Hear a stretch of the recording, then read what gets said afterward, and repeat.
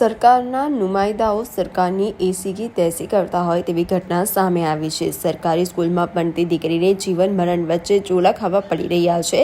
ગંભીર રીતે દાઝેલી દીકરીની સારવાર વડોદરાની સ્ટર્લિંગ હોસ્પિટલમાં ચાલી રહી છે।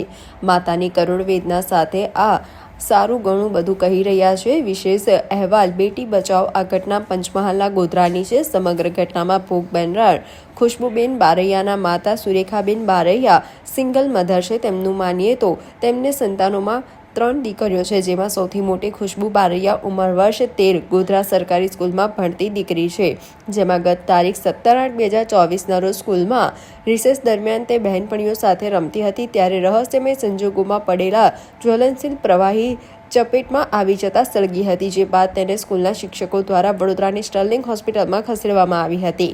ઘટના 1 મહિના પહેલાની છે, પરંતુ દાખલ કર્યાના 3 દિવસ પછી સ્કૂલવાળાઓ બીજા પૈસાની વ્યવસ્થા કરીને આવે તેમ કહી દીકરીને હોસ્પિટલમાં મૂકીને જતા રહ્યા, જે બાદ હોસ્પિટલ દ્વારા બિલનું મીટર ચાલુ થઈ ગયું। શિક્ષિકાઓ દ્વારા માત્ર 1 લાખ રૂપિયા જમા કરાવવામાં આવ્યા પછી હાથ અદ્ધર કરી દીધા। હાલ 12 થી 13 લાખનો ખર્ચ થઈ ચૂક્યો છે। માતા દ્વારા લોકો પાસે દીકરી ખુશ્બુની સહાય માટે ભારે આક્રોશ સાથે લોકોને સહાય માટે અપીલ કરી રહી છે। ગંભીર રીતે દાઝેલી દીકરી છેલ્લા 3 દિવસથી વેન્ટિલેટર પર છે। માતાનો આક્ષેપ છે કે પોલીસ દ્વારા યોગ્ય કાર્યવાહી થઈ રહી નથી।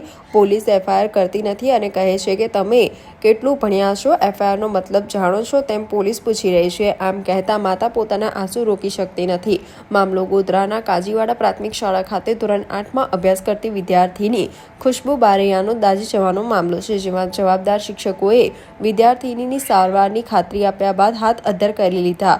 વિદ્યાર્થીનો ગરીબ પરિવાર હાલ તો મૂંઝવણમાં મુકાયો છે। ગોધરા કાજીવાડા ખાતે આવેલ સરકારી પ્રાથમિક શાળામાં ધોરણ 8માં અભ્યાસ કરતી વિદ્યાર્થીની શાળામાં દાઝી જતા ભારે ખળભળાટ મચી જવા પામ્યો હતો। આ સમગ્ર ઘટના શિક્ષકો શાળામાં હાજર હોવા છતાં સામે આવી હતી।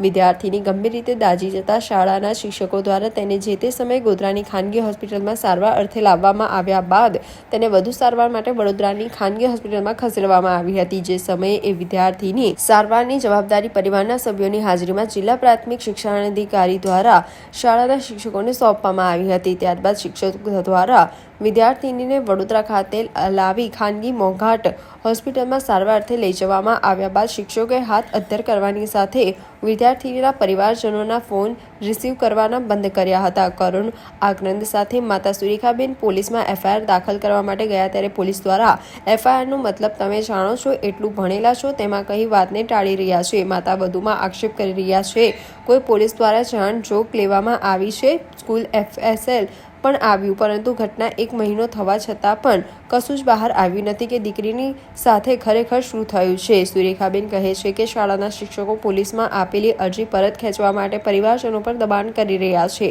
હાલ તો પરિવારજનોની હાલત કફોડી બની છે। શાળામાં જવાબદાર શિક્ષકોની બેદરકારી હોવા છતાં શાળાના શિક્ષકોએ હાથ અદ્ધર કરી લીધા। ગરીબ પરિવારની સ્થિતિ કફોડી બની છે, કારણ કે હોસ્પિટલનું મીટર ચાલુ છે, કોઈ સહાય મળતી નથી। દીકરી જીવન મરણ વચ્ચે ઝોલા ખાઈ રહી છે। દીકરીની સ્થિતિ જોઈ માતાના તેના આંસુ રોકી શકતી નહીં। તંત્ર સામે પરિવાર લાચાર જેવી હાલતમાં છે। પટેલવાડામાં પણ સ્કૂલનું નામ કાજીવાડા સ્કૂલ કયા ધોરણમાં ભણતી હતી દીકરી? 8માં। શું નામ છે દીકરીનું? ખુશ્બુબેન બારૈયા। અચ્છા, એક તરફ સરકાર એવું કહે છે બેટી બઢાઓ બેટી પઢાઓ, તો આ યોગ્ય આ સૂત્ર એને અહીં મેચ થાય છે? આ વાત અહીંયા નથી ને, કઈ સરકાર કઈ બાજુ મદદમાં છે, કઈ બાજુ?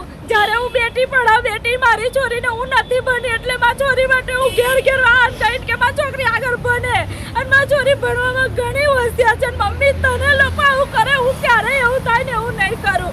અને મારી છોરી એમ કે મમ્મી હું મોટી થઈને મારી 2 બહેનોને પાડવીશ। અત્યારે મારી છોરી જ ભગવાનના ઘેર જવાની તૈયારી છે, તોય કોઈ મદદ નહીં કરતું કે કોઈ નહીં, સરકાર મદદ કરતી। પોલીસ વાળા કહે છે બેન ભણેલા કેટલા છો, લોકો આગળ આવ્યા છો, તમને સમજ પડે છે એમ કે જાબો સાહેબે મને એવું કીધું। એફઆરઆઈ એટલે કેવી? તો હું પૂછું એમને કે મને સમજાવો, નથી ભણેલી। એફઆરઆઈ એટલે કેવી મને સમજાવો, કેવી એફઆરઆઈ કે છે? કેટલા બધાને ભેગા કરીને આવશો એફઆરઆઈ લખાવવા? બેન દુઃખ થાય છે, આ લોકો મદદ નથી કરી રહ્યા તમને? ઘણું દુઃખ થાય, અને સરકાર કહે છે કે બિન આધાર બિન ના આવ્યો હોય એને મદદ કરે। અત્યારે જે પણ કોઈ સારા હશે એને મારી મદદ કરી છે, એમનું હું નહીં ખોટું બોલું, પણ અત્યારે જે આવી તે મદદ જોઈએ તો કોણ સપોર્ટમાં છે? અને હું કહું છું કે જે લોકોનો છોકરો ભણે છે મારી છોકરી દજાઈ કાલોડી તમારા છોકરા જોડે કઈ ગલત થઈ જશે તો કોણ જવાબદાર રહેશે? હર એક શિક્ષક એવું કહે છે કે અમારી જવાબદારી નથી હોતી. પોલીસ વાળા એવું કહે છે શિક્ષકોની આટલી બધી જવાબદારી ના હોય. તમને શું લાગે છે, શેનાથી દાજી એવું લાગે છે દીકરી? મને મારી છોકરી સેનેટાઈઝરથી દાજી એવું લાગતું જ નહીં, કેમ કે મારી છોરીની જ કન્ડિશન એટલી ખરાબ છે. તો કોઈ બચાવવા ના ગયું? દીકરીને ક્યાં આગળ થઈ આ ઘટના? કઈ બરી એ સ્કૂલમાં થઈ તો કયા રૂમમાં બની, ક્યાં બની? એને બે ઉપર નીચે છે, એક થી 3 ધોરણ સુધી ઉપર 2 ક્લાસ છે. એ 2 ક્લાસમાં છેલ્લા ક્લાસમાં બની, પણ કયું ધોરણ છે એ નહીં ખબર મને સાહેબ. અને હું તો સર ઘેરે નથી, હું મારા ભાઈના ઘરે આવી હતી પાદરા રાખડી બાંધવા. અને મારી છોકરીના ઉપર મારી છોકરી કહેતું હોય છેલ્લા આવડે 2 દિવસ 3 દિવસ એની તબિયત સારી હતી. મને એવું હોય કીધું મમ્મી રિસેસમાં નહીં થયું. મેં કહું બેટા તારી મેડમો કહે છે કે રિસેસમાં થયું, મમ્મી જૂઠું બોલે એમ. અને મારી છોરી એમ હોય કીધું કે મમ્મી મને આટલું હરગી તો મને કીધું કે મમ્મીને ફોન કરો, તો મમ્મીને ફોન પણ ના કર્યો શિક્ષકોએ. મને 3 વાગે 3:30 અને 4 વાગે ફોન આવ્યો અને શિક્ષકો 2:30 વાગ્યાની મારી છોકરી હરગેલી 4 વાગે મને ફોન કરીને કહે છે કે તમારી છોકરી આવું થયું છે, થોડુંક જ થયું છે કે આ તો એ મારો જીવ ના રહ્યો. તો આ દવાખાને ખબર પડી કે દવાખાનામાં 45% કીધેલું 80% ઉપર